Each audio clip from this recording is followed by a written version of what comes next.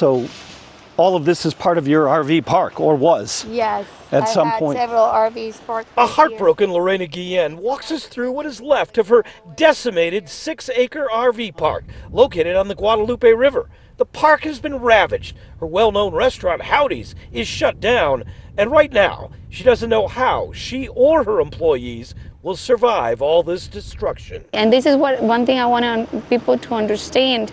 I'm just a tiny little speck of the totality of this tragedy, you know? No, Lorena is more devastated by the loss of her friends. One of her employees, Julian Ryan, was killed during the height of this disaster early on the morning of July 4th. He was here that night. We closed the restaurant together. He went home and his house started flooding. He saved his family and he died saving them. Fighting back tears, Lorena tells us how Julian died smashing out a window, trying to help his girlfriend and his 3 children escape. He broke a glass to get his family out, broke a window to get his family out the window. He got them out, but in the process he cut himself, the main artery on his arm, and he bled to death.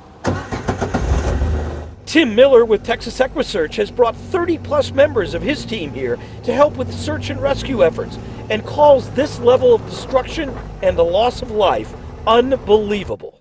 The area we're in right now, the lady told us that right here in this immediate area, she said there's at least 40 people that are missing. Miller says with so many people missing and the death toll continuing to rise, he's had to make sure he warns his volunteers before they head out to search. And we told our members, be prepared because it's going to be extremely physically challenging, but long-term emotionally challenging. You found bodies. Your team has found bodies, Yes, correct? yes. Of course, along with the devastating job of search and rescue, trying to find the victims and recover bodies, another example of the unbelievable work that's being done here. It's going to take weeks, perhaps months, to remove all of the debris from the riverbank. We're talking about cars, campers, RVs. And piloting his own airboat, Lloyd Thornton is helping to transport first responders throughout this ravaged area. Today we went with him as he aided members of the Fredericksburg Fire Department. Lloyd tells us from the water, it's much easier to look for surviving victims of this massive flood. So what we're doing is taking a look at everything from the water side.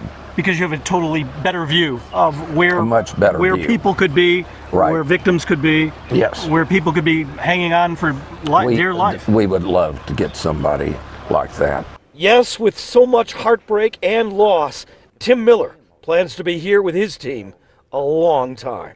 We're doing everything we can do and leaving the results up to God and just being here with these victims and first responders and just doing what we do. I love you, man. Thank you. All right. Thank you, buddy. Thank you for Yeah. doing everything you do.